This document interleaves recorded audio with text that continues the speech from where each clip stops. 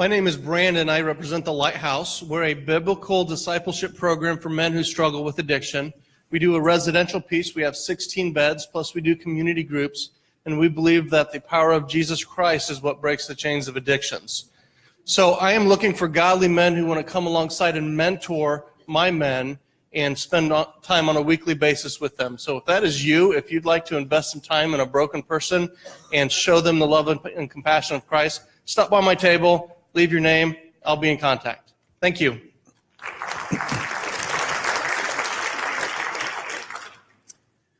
We're going to hear from our third speaker here in just a moment, Javier Mondragon. Javier says, growing up, there was a church in my neighborhood very close to where we gathered to drink. People would walk past us on their way to services. We heard music. We saw them pass again as they left, never stopping to either speak to us or to invite us to their church.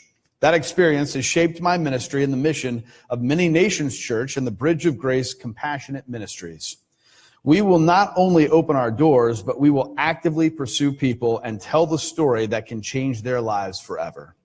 Pastor Javier holds a Master of Ministry degree from Olivet Nazarene University, works as an adjunct professor of community development and urban ministries at Indiana Wesleyan University, and serves on various local and national boards. Before we hear from Javier, we have a video about Bridge of Grace. Growing up, I remember there were a couple churches in our neighborhood. I started to gather there, with the gang in the corners. We were there, and they would walk by us and go to the church. They come out, they walk by us again, never talk to me. And I was 10, 11, and at 12 is when my life just went wrong. And I remember, if these people who went to church maybe told me about a better path, a better way, that my life had a purpose, maybe I could have avoid going through all those things. We're a faith-based non-for-profit, and that means that we reach people's hearts. We want to help them find purpose, and intentionally we want to do that.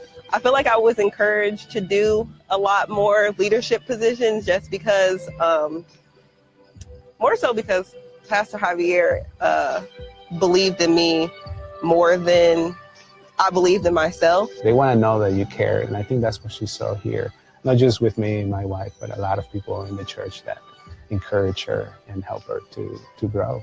Because of Bridge of Grace, I've learned to help people and having that compassion for people. Everyone used to call me Mother Hen, but I've always been that person. But I think Bridge of Grace really enforced that and really helped me say, okay, that's okay to be that person, which is something that wasn't really enforced in me, because it was like, stay in a child's place and, don't worry about this and don't worry about that. But like with Bridge of Grace, it's like, no, use that. Go out and help people. You may not have all the answers, or you may feel like you don't have all the answers, but you never know. You have a bigger influence on people than you may think. She is a natural leader. She had it in her already. We just help her to put into practice those leadership skills. One day, this lady came up to me and she said, we just had a daughter graduate college, and we feel that God wants us to sponsor someone else to go to college. That really taught me, like, no matter what you're doing, and you may feel like it's going nowhere, or you may feel like you're not getting any type of appreciation for it, someone is always watching. So now she thrives. She's a great leader, a great person that has a great future. Ultimately, what I want to do is go off to grad school and get my PhD, and then come back to this community and continue to help it grow. Specifically, Javier wants me to kind of create a program helping ex-convicts reintegrate back into society. Every time I see him, he's like, so how's it going? I'm just like, I'm not qualified at all for that, but there we go with me saying that, but who knows? I think a lot of our young girls have the potential to do the kinds of things she's doing, or even to do things that are even greater. Patrice is out there, she's an awesome example, and my hope is that our other young people will use that kind of as a springboard to say, well, if she can do that, if she can reach the stars, maybe I can even go even higher. A lot of people, a lot of children that's what they need, and encouragement, and help them to believe in themselves. I feel special because it's like I stand out, and it's like God talked to me when we pray, and it's like I shine. So Heaven, she writes songs all the time. She's super encouraging, always has a big smile on her face, usually dancing all around the church. And when I ask her what she wants to do when she grows up, she usually says something to the effect of, I want to travel the world. I want to travel the world helping people and helping the homeless. My mom and dad tell me that they want me to get inspired by Miss Raina and Bridger Grace. So they take me for every day to get inspired by her. DeAndre's a natural leader, and that's what we love about him. Hey, y'all gotta wait. Can y'all get out the way? This is the interview. He found us. We didn't find him. He came around and said, you guys have anything for me to do? Do you have any food? And we're like, well, you can work for some food. And the next day he brought like 3 or 4 other kids around. And then I started coming back to help build the park. I got a shovel and I did the tires. Well, I didn't put the tires in. I just helped dig. I didn't want to say this. It's between Zeus and Miss Raina, but I don't want to say this, but I like Miss Raina the best. Because sometimes Zeus had me do hard work. Like when it's hot, he had me get papers and walk all around, go to houses and pick up trash and stuff. And then sometimes he be having me cut and leaves and stuff, and that's hard work. There are so many children and youth, so we're providing them the tools and resources and trying to encourage them to make them just believe in themselves. I love how big the research dreams. We're built this park, and over on Smith Street, we have built a stage. We've built a few structures that we showed at Cookouts We've had. Even for Tired a Lot, where we're encouraging the kids to design something to activate a vacant lot. I was thinking, I didn't know what the kids would come up with, but we let them come up with whatever they chose. Seeing the kids smile and play this park, it boosts me up a little, makes me want to work on future projects that would help out the communities. And it's not just about children, it's also people, adults like Tamara. We asked her to lead a class. She couldn't believe it. She said, I don't know that I can do it. I didn't want to do it at first, but I just think I'm supposed to be doing something more, and I don't know what it is. We asked her to do it again, and it was so natural. She said, of course, I can do it. Doing the class the second time has really lifted my morale and spirits, leading to wanting to help people. Some days I just drop in and I don't know, it's just encouraging. It's just an encouraging place all around the neighborhood for me. It's hard to measure, right, how somebody's feeling more hope, but we can see that in those small things, like, just somebody who didn't smile, now they're smiling. Now somebody who didn't want to get involved with anything, now they actually, come and they get involved. I like to be a leader because I like to help people. I like to be a good neighbor in my community. The Pastor Javier, they trust me, help me to trust on myself. We've seen people just starting by volunteering and now leading, like Tamara and Elena leading classes. And they are the ones who go and knock on doors and find their own, the people who are going to join the class. So that's a thing, something that they didn't think they can do, now they can do it. They handed out the paper with the minutes on it. I was like, they had me down as a block captain. I was like, I didn't say I was a block captain. He said, oh. He said, well, maybe God's trying to tell you something. I said, I don't think so. He said, okay. So they never pressed me or anything. But then Raina, she told, I guess Pastor Javier told her to send me some flyers, put them in my mailbox.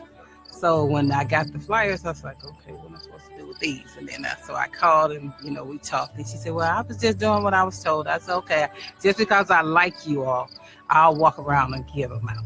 That's what's amazing to me, is to hear people like Miss Kathy and Miss Tamara go from feeling like I can't do this to realizing that they're mentors, that they're role models, that they're leaders in our community. I don't like to talk in front of people too much, but people say that they can't tell, but I'm doing things that I would never thought I would do, and I'm inspiring others, and they're inspiring me. I think God uses us. to tell others those things, to encourage them in those ways, and just to lift one another up. So do we need people to go out and just encourage and help people realize their value and realize their power? I think absolutely. The best legacy you can leave is to have leaders that can continue on that vision. Even if we're not here, we have leaders that can do it, that can work, and they can organize people, and they can hopefully, the biggest thing is for people to reproduce themselves, and then that creates a model, that can be replicable somewhere else.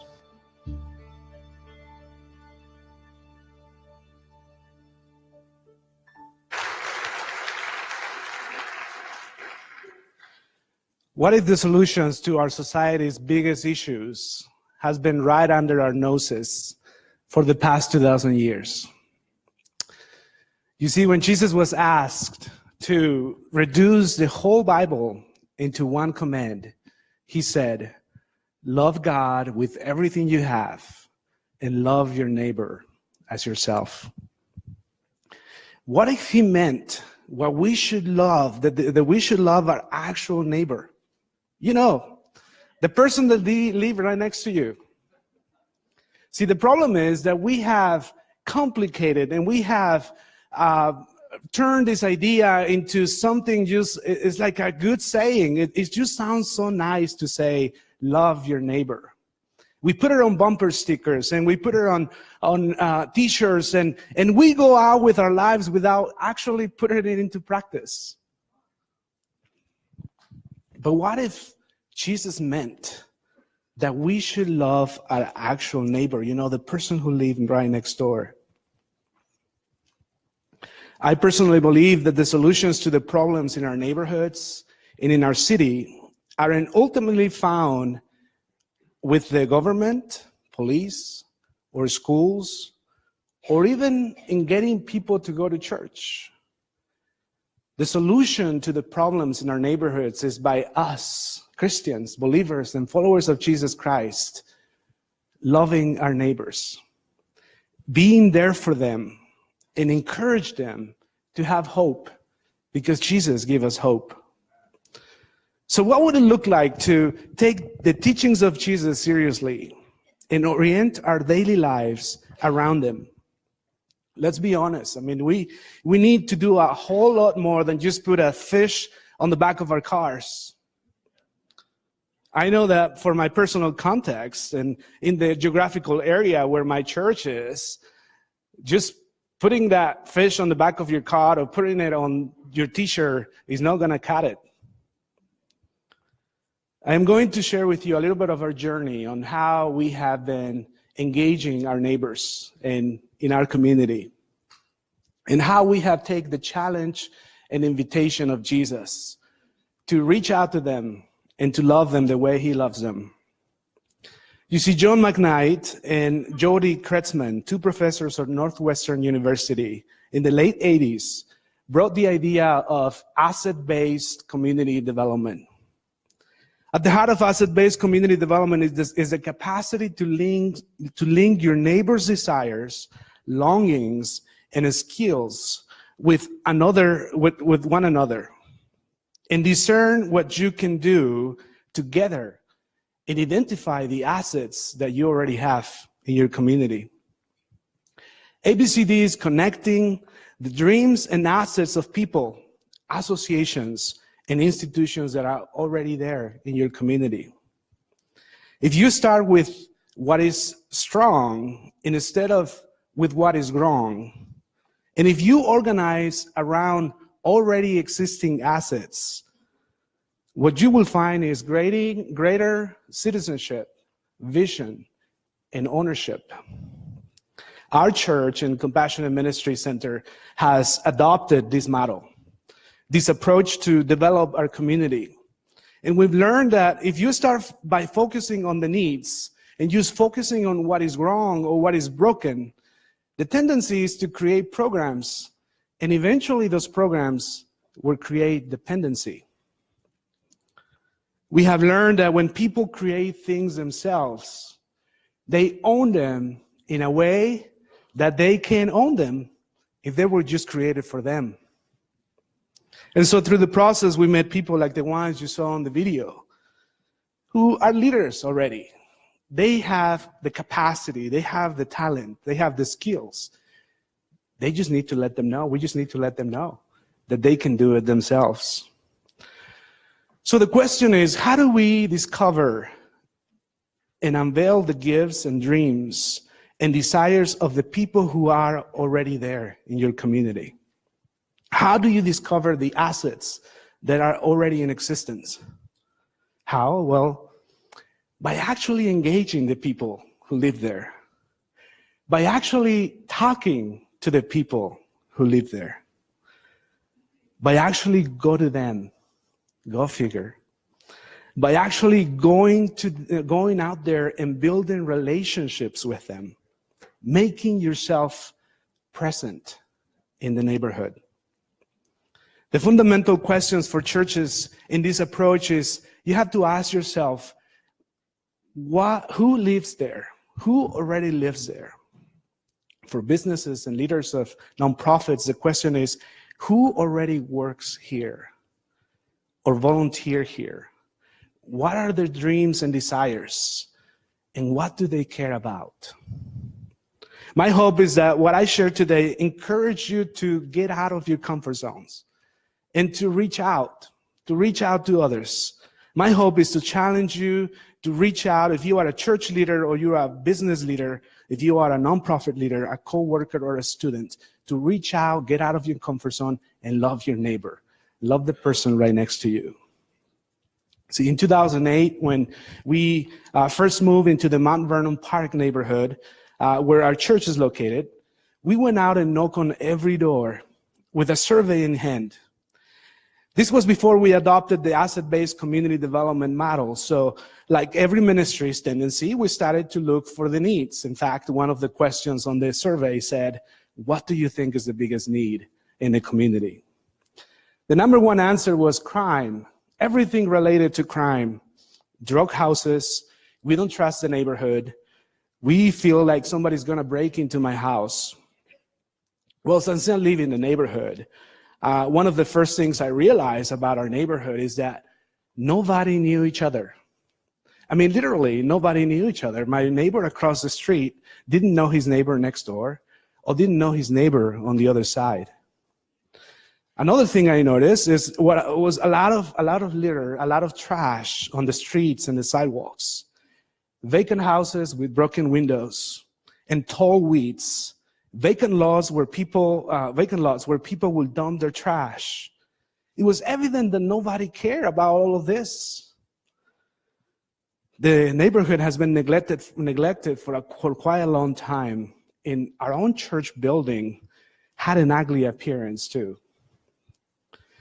When we review the surveys with those that helped us collect all the surveys, we realized that the greatest concern was crime. So I shared with them one of the books I recently read. It was a book, Tipping Point, by Malcolm Gladwell. Gladwell shares in this book the broken windows theory. Broken windows theory was first introduced by James Wilson and George Kelling in 1982. The theory states that maintaining urban environments to prevent small crimes such as vandalism helps to create an atmosphere of order and lawfulness, thereby preventing more serious crimes from happening. A successful strategy for preventing crime and vandalism, according to this theory, is to address the problems when they are small. If somebody breaks a window, to address the problem right away, say a day or a week. And the tendency is that vandals are less likely to break more windows or do further damage. Clean up the sidewalks, pick up the trash, and the tendency is for litter not to accumulate or for the rate of littering become much less. In other words, if you do small things, can lead to bigger things. So what did we do as the new church on the block? Well, we started a program called Adopt a Block. And the idea was to go out every other Saturday as the church and literally adopt a block in our neighborhood, picking up trash in that block, and then also knocking on doors and asking our neighbors, is there anything we can do for you, like painting or mowing the yard? The goal of this program was, number one, to love our neighbors, to let them know that we were from the church and we were here for them. Number two, to revitalize our area, address the issues of litter in the street. And number three, to get to know the people who live there and hopefully get them out of their home too and help us pick up the trash and hopefully build relationships with one another. This is one of the ways we engage our community. Adopt a Block has been very successful for the last 8 years and brings more than 150 volunteers a year from a variety of places. Other churches, our local school, our local neighborhood, college and high schools in the area. But the biggest accomplishment that Adopt a Block has accomplished is that crime has gone down in our neighborhood 80% since 2013.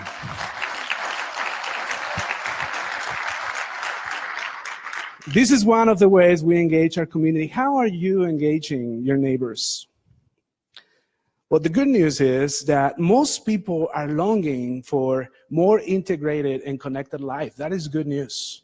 If you read and you find these articles, they say that people are longing for a more connected life and to be doing it together.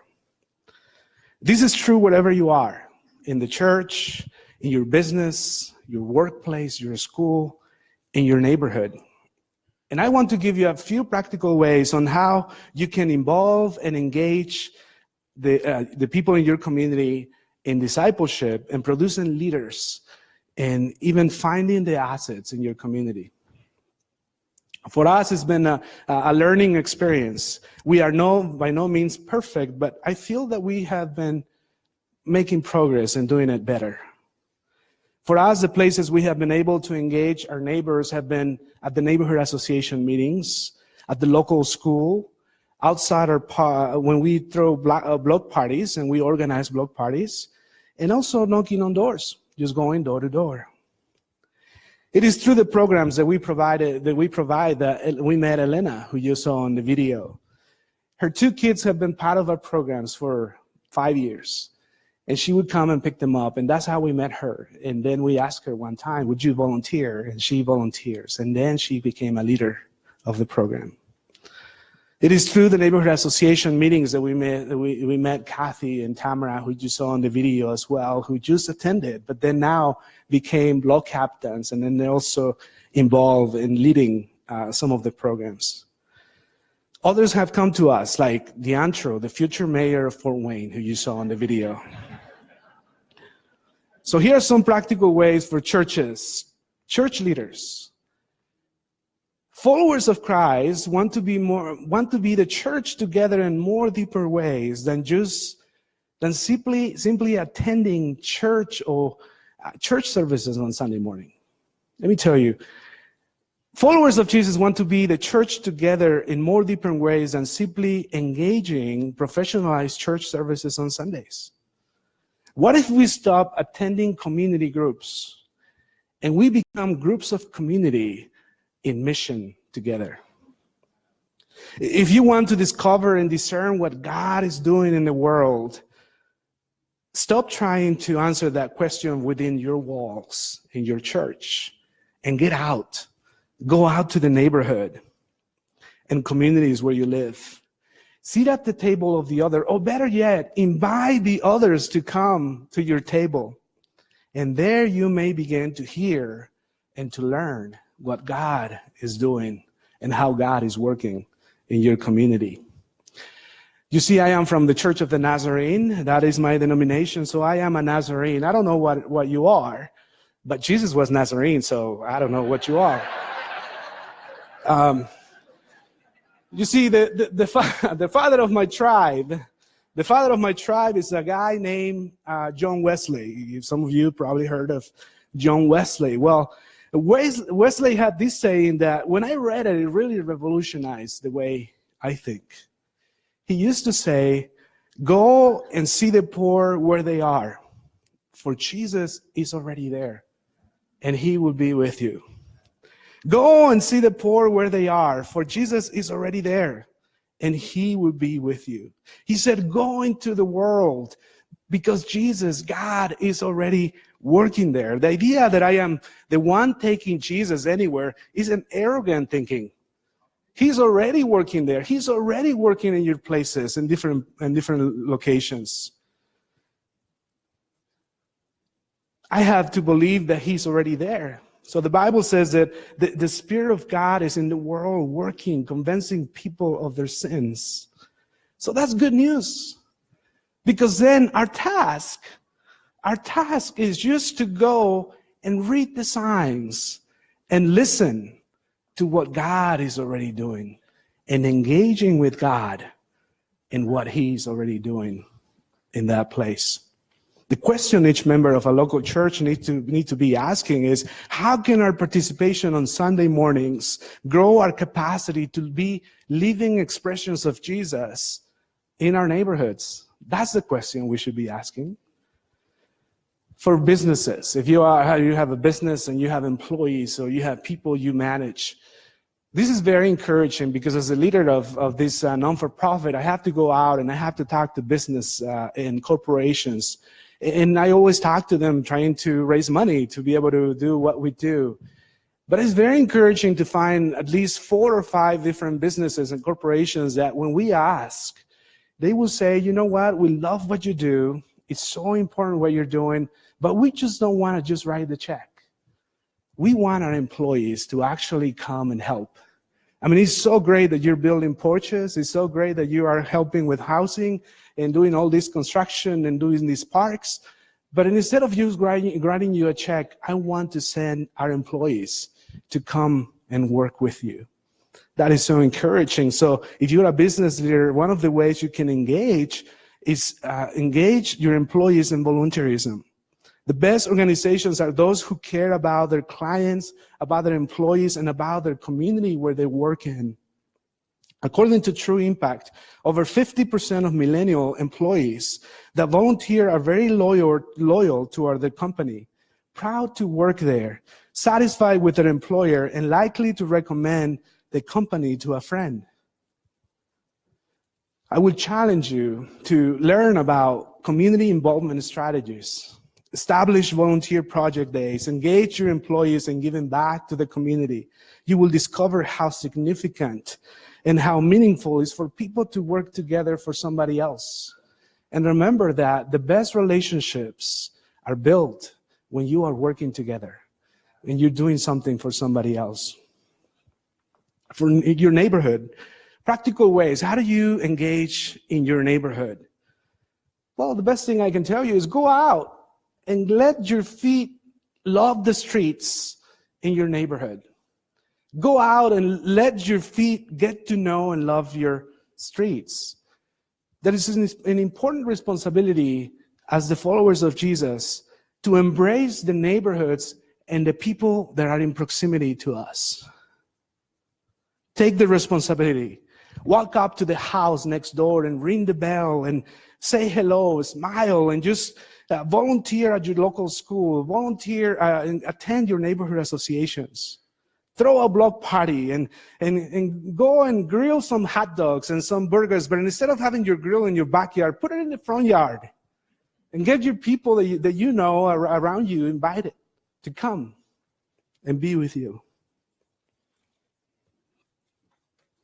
I know this sounds very, very basic, but that is what Jesus meant when he said, love your neighbor as yourself.